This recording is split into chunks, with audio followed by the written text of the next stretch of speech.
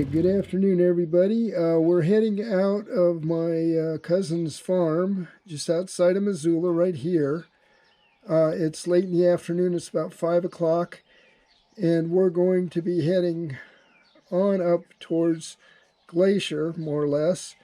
And we're going to take this side road. It's a dirt road that cuts across, let's see, we're going up 93, and then we're going to take this road.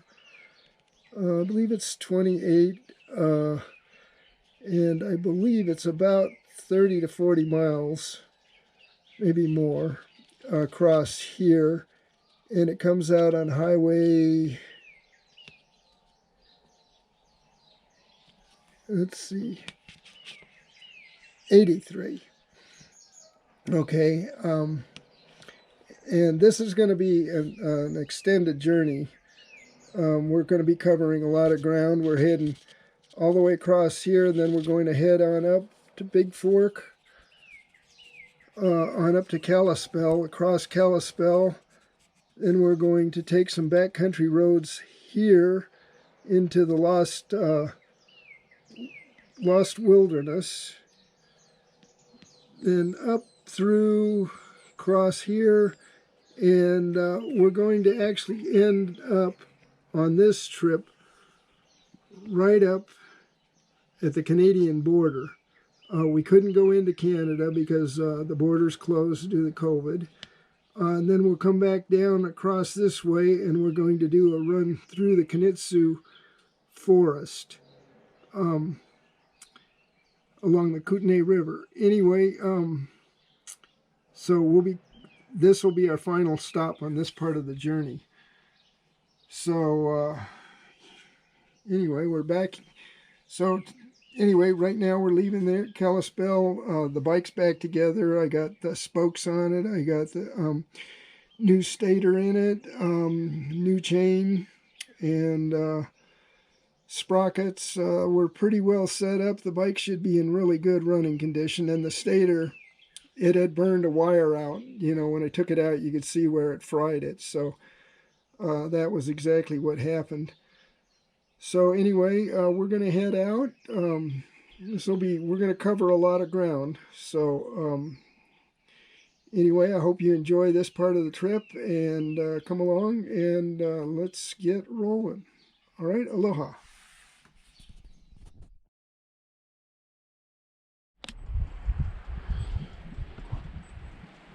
Okay, welcome back, everybody. This is our first video since the breakdown.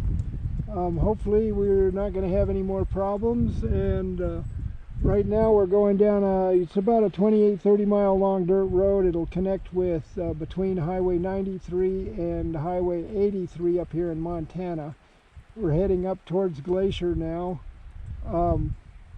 Sorry about the haze. The fires are really creating a mess, but anyway, hopefully we're going to get out and above it. So let's head on, and welcome back, and I missed you guys, and we're off.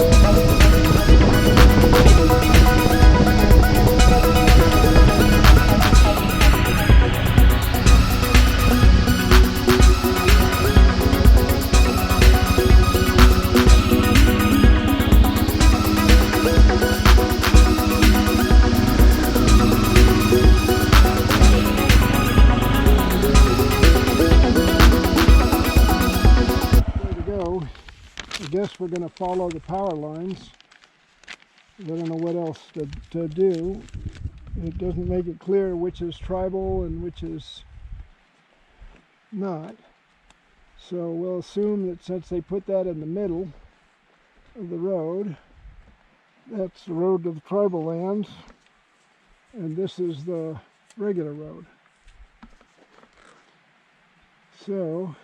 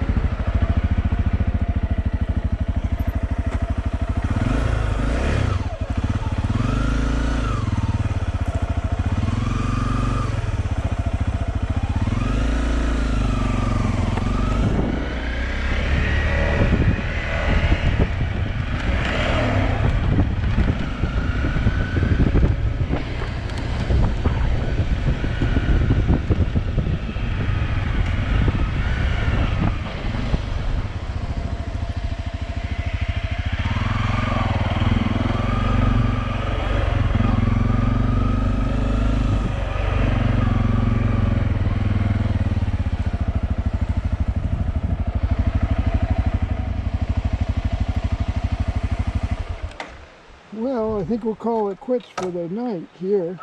At least let's take a look at it. This might be a really good campground for us for the night. Okay, let's take a walk down here by the stream. Anyway, let's walk down here.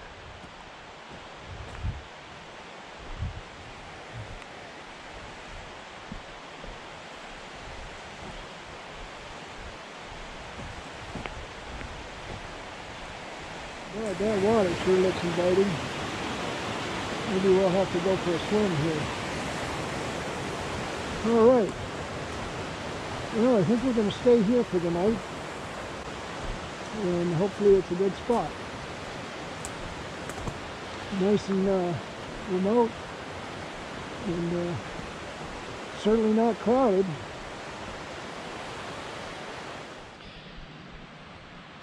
Well, good evening, everybody. I've got camp set up, and I went for a swim. Wouldn't actually call it a swim. It was more like a dunk in a freezing river, and froze my ass off. And then I was just kind of walking around, checking out things here. I saw some bear scat a ways off, and it looked like it was pretty old stuff. And then I was going to go check it out again, and then I just noticed there's some pretty fresh bear scat. So apparently the bears are pretty active in this area.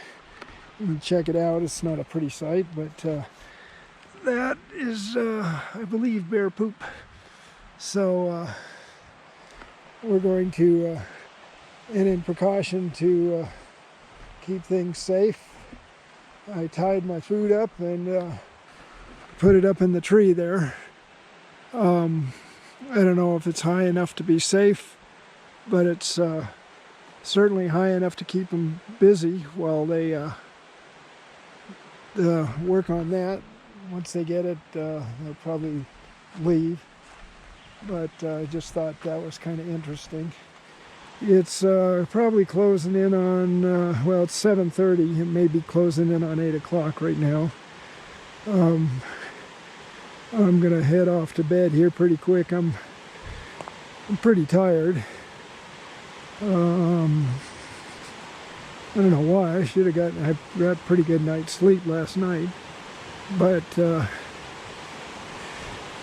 anyway, this apparently the stream split and went around this island, and you got a nice calm stream right here, and then you get the more aggressive and rapid flowing stream. Oh yeah, you can kind of see it here, right through there, the upper stream, and apparently there's a log jam. I don't believe that's beaver caused, just a natural log jam, and so block the water, so the water went around this little island with the trees. But it gave us this beautiful little, gave us this very pretty little calm part of the river, and then you got your more rapid flowing river over here, and then farther over also. There's a nice deep hole right here. I didn't get all the way into that. I got over on the other side of that rock there, and it's just freezing cold. But talk about refreshing. So anyway, it could be some good fishing in there for somebody, but I'm not a fisherman, so I don't know. And let's see, let's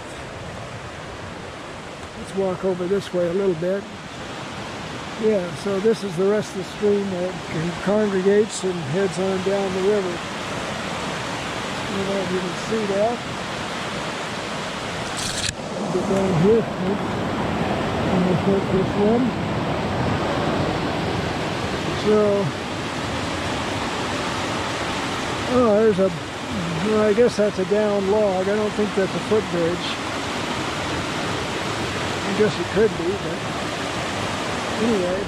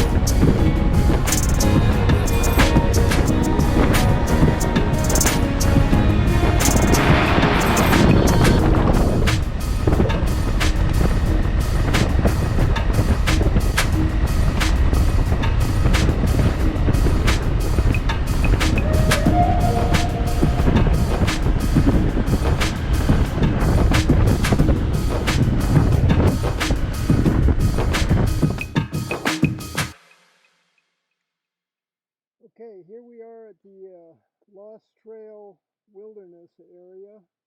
This is just outside of Marion, Montana, just due west of Glacier National Park and probably 50 to around 50 miles south of the Canadian border.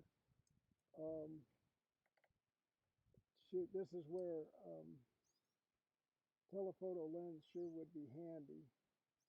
You got this beautiful wetlands down here, and I can't see anything any more than the lake and the mountains around it. And as you can see, it's a pretty hazy day. The clouds, the fires to the west are wreaking havoc on this area. Hopefully when we go down the Idaho BDR, we'll be to the west of the fires. So let's hope that's the case. Anyway, we're going to head on. We just driven in 16 miles on this dirt road, and it's not been too spectacular until now. So I just wanted you guys to see this, and we'll probably head on for a ways. It looks like it opens up so you can see some things. So Let's get rolling and see where we go.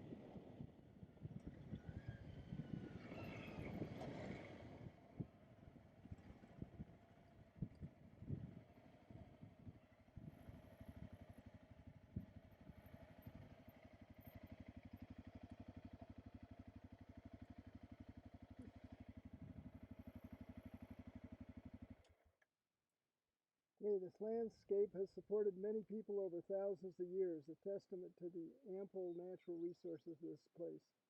Signs of this long history are still evident in the landscape around Doll Lake today. Campsites, log cabins, teepee rings, and baking hearths help tell us how people lived on this land. Connected to the land, according to oral tradition and archaeological evidence, Bitterroot, Salish, Pende Orel, and Kootenai people are some of the native tribes who have deep ties to this land. Here men had hunted for deer, bison, water buffalo, while women gathered camas in the wetlands and bitterroot on the upland slopes. They also utilized fire to nourish the ground for plants and animals. Okay, look for remnants of home site cabins around the lake as well as old sections of the Demersville Wagon Road. Putting down roots. Euro-American homesteaders, including Charles and Neptune Lynch, Jack Nolan, William Orr, and Frank Gardiner, came to Pleasant Valley from Plains, Montana in 1880. They established cattle ranches, cabins, and other structures. When word got out that the Great Northern Railroad line would come through this area, many men came to the valley in search of railroad work and homesteading opportunities. The land soon began to support a growing population. William Orr built a homestead cabin in Pleasant Valley in 1888 and built his house in 1914. The house served as the post office into the 1930s, later housed the first office for the Lost Trail National Wildlife Refuge, established in 1999.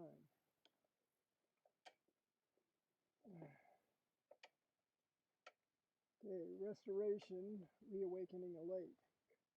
Thousands of years ago, slow-moving glaciers carved the footprint for the Pleasant Valley through the Salish Mountains, creating Doll Lake. In the early 1900s, homesteaders drained this massive lake to increase home production for domestic livestock. Today, the U.S. Fish and Wildlife Service has restored the lake, benefiting native plants and wildlife as well as sustaining a variety of wetland habitats. Restoring the habitat. The Doll Lake restoration allows snowmelt runoff to feed the lake and seasonal wetlands each spring. This fluctuating in water levels also supports nearby mudflats and grasslands. The mixture of different habitat types is called a mosaic. The mosaic supports the diversity of life. Compare the lake before you with this photo of Doll Lake in 1924 before restoration.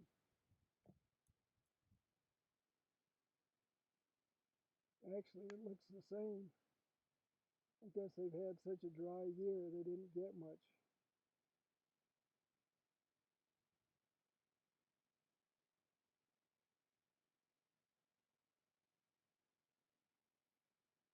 Yeah, Doll Lake was pretty dry at one time. Now I guess it's what we see.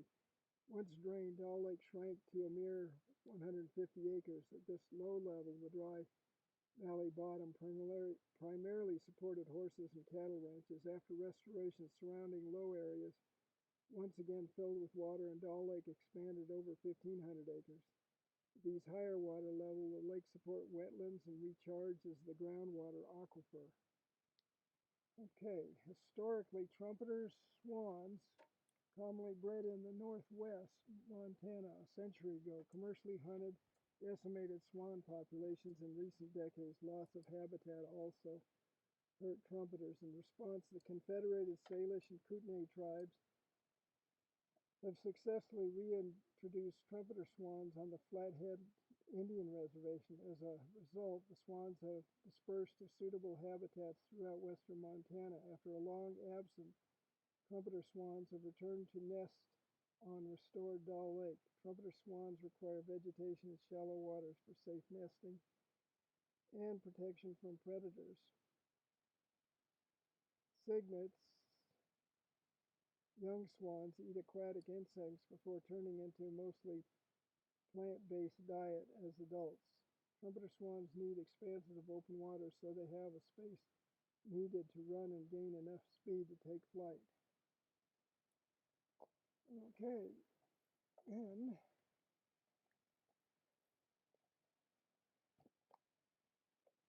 sandhill cranes. These guys are cool. We saw 4 of them yesterday. I don't know that was able for you guys to see them, but anyway, from the impressive moose to the tiny insect-eating fishing spider, wildlife gathers at Doll Lake. Here, a mosaic of habitat offers food and shelter for many different wildlife species, residents, and migratory visitors alike. The benefit of a habitat mosaic. The mosaic attracts a variety of wildlife from upland mammals in search of water to wetland insects. Insect-eating bats, birds, and reptiles. The combination of open water and floating vegetation attracts ducks, cranes, and swans, while bunches of bulrush in the shallow areas attract coots, rails, and blackbirds. Shorebirds like the mudflats, where they use their long beak to probe deep for the invertebrates. Orioles, toads, and other amphibious breeds in the shallow waters along the lake edges. I hope you can understand. Anyway, sandhill cranes feed heartily on wetland insects and amphibians as they plant tubers near the lake edge, as well as plant tubers nearby the grass edge.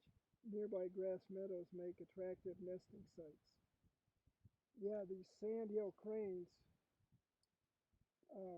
they stand almost 6 feet tall, and they're quite impressive to see. Cinnamon teal and other migratory waterfowl, such as the mallards, northern shovelers, and Canadian geese, stop over wetlands like these at Doll Lake. The wetlands provide food, water, and safe eating spots during long migratory journeys. Okay, well, and I guess we're not seeing any elk or anything like that here, but shoot, let's go take a look.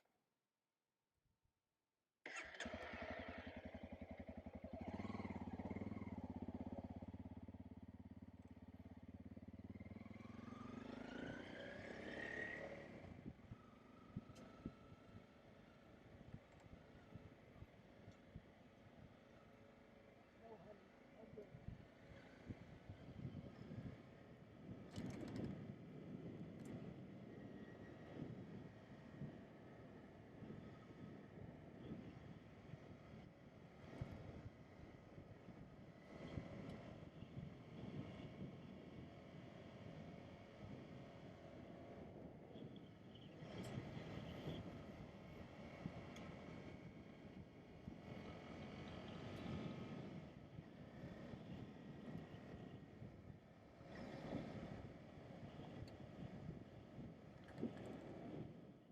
Well, I'm sorry, you guys. I might see some birds down there, but you guys sure as hell can't. So sorry about that. Anyway, let's ride on and see if we can get closer to something.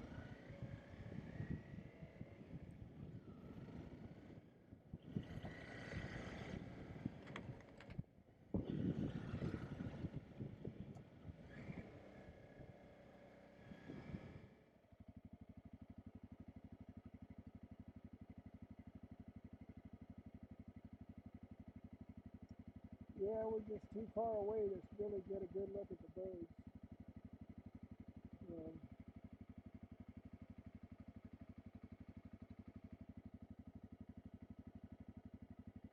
Okay.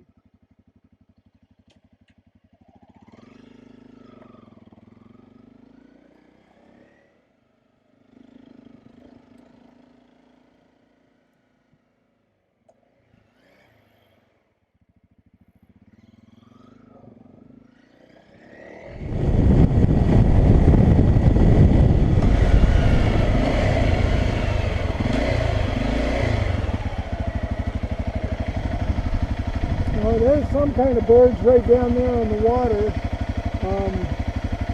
I doubt if you'll be able to see them, but they're there. Let's see, we're going to take a stop. Oh, I may have startled some of them. Let's see, they're flying this way. Might be Canadian geese. That's what they look like to me. They got long necks. Okay, those are Canadian geese. On closer inspection, my eyes kind of adjusted a little bit. So, yeah, that's what they are. Canadian geese. Half the flock flew off when they got startled. I guess this is their summer habitat here. But anyway, so we're going to move along and head on out.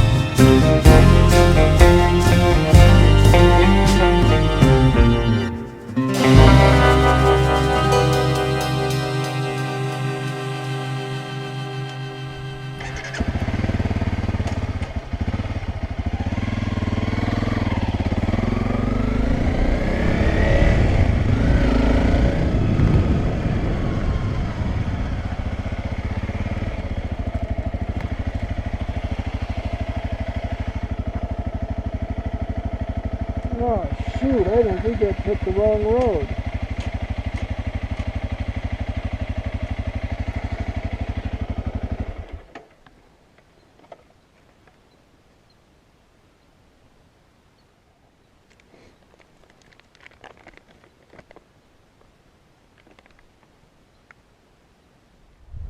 Okay, we get to a paved road, turn left, and then we go right.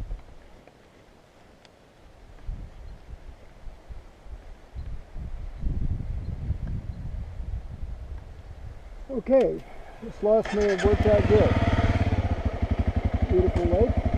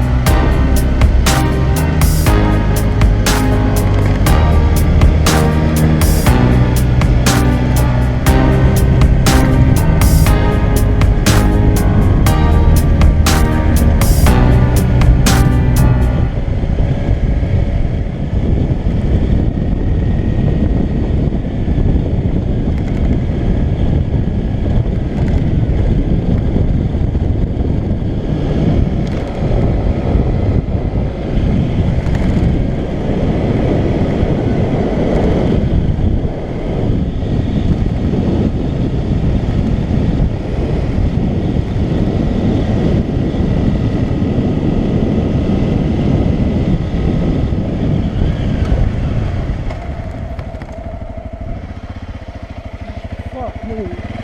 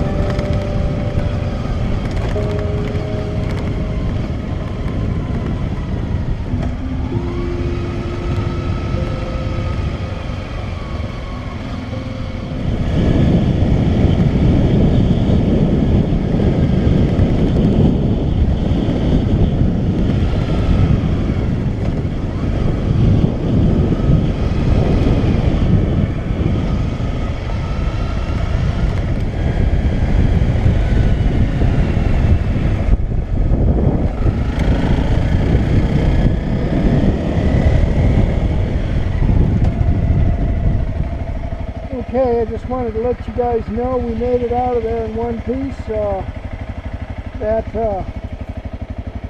Somehow we got screwed up on those roads back in there, so now we're back on the pavement. I think I know where we are, and thank God that road turned out to work like it did, or we could have ended up in there for quite some time. So now we're heading into Libby, so it shouldn't be too much longer. All right. I forgot to do it right at the border, but you see where all those dark green plants are. If you look above them, there's a white building up on the hill. That's where the border is. So, and if you can see way off in the distance, there's a fire up in Canada. So this is the beginning or the end of the BDR for Idaho. So I'm going to be heading in reverse direction, and this is kind of what you're going to see. This is what it looks like just in Canada. Anyway, I'm probably not going to get too far because it's getting late, and then I'll find a place to bed down for the night, and then I will continue on in the morning. I'll load up my my battery and my other chip so that I can film at least the beginning of this. So I wanted to get this down right now. Anyway, talk to you guys later. Aloha. Well, after riding all day, I finally pulled into a campground along the Kootenai River, out in the near the, what is it, Kanitsu, I think that's right, National Forest. So I'd probably put in a couple 100 miles today, and I was pretty tired. It's getting late, and here's a shot of the Kootenai River just by where I camped. And then spent the night here, and the next morning, well, we'll see what happens. Anyway, hope you guys enjoyed most of today's ride. I'm going to bed down for the night, and we got a little bit more riding to do into the Kootenai in the morning. So I'll talk to you guys later. Aloha.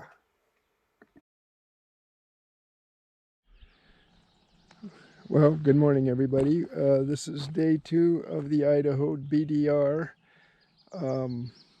Anyway, I just wanted to show you, we camped along the edge of the Kootenai River, just outside of the Kootenai Wildlife Refuge. And anyway, here's where we are. This is early morning along the river. I got up at 5:30, so it's probably about 6:30 now. Still got some smoke from all the fires, and anyway, this is just a beautiful morning along the river. So, and then anyway, we're going to head out. I think we may go up into the mountains. There's about a 15-20 mile trail up here into the mountains, so we're gonna try that this morning and see where we come out. Anyway, I'm gonna let you guys go, and we'll see you down the road. All right, aloha. Right now we're at the Kootenai Wildlife Refuge, and we're heading up into these mountains. We just broke camp. Let's see, it's still pretty early. It's about 7:30. So we're going to head back over here, and then I think the trail winds up and goes up in the mountains. We're going to be doing about a 20-mile loop through the mountains and back down. So one of the guys I talked to said that it's about a 7,000 foot elevation total at the top. So anyway, we're going to go check it out, and then we will end up coming out somewhere down the road here off to this second. So let's go and see where it takes us.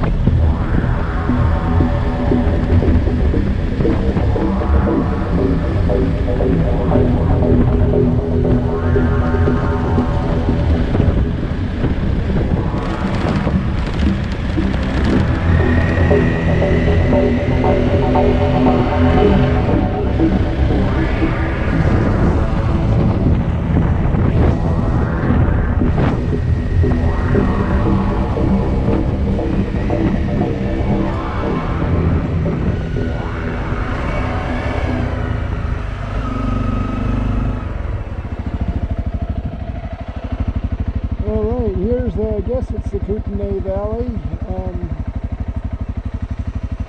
Bit of smoke, but it's a beautiful place. God, I wish it was clear so we could see the mountains better, but it is what it is. Anyway, onward and upward.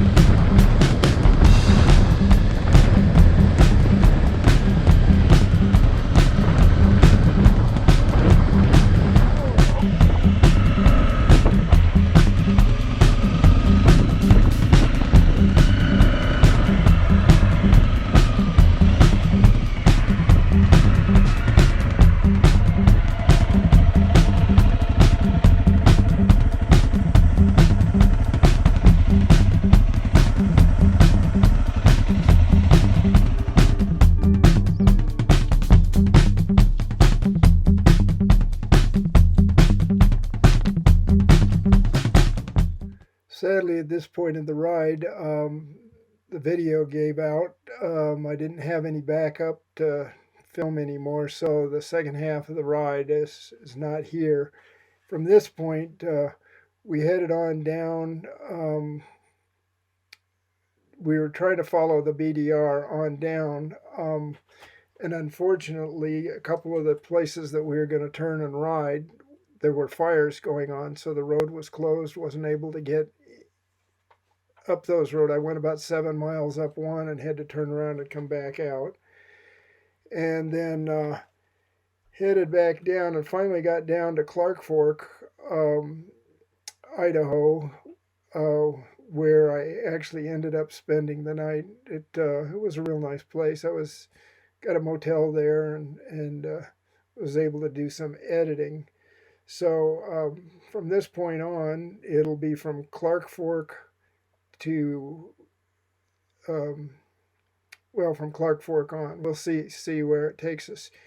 Anyway, hope you enjoyed this video, and we will hook back up on the next series. We'll start at Clark Fork. So you guys take care, and we'll talk to you later. Aloha.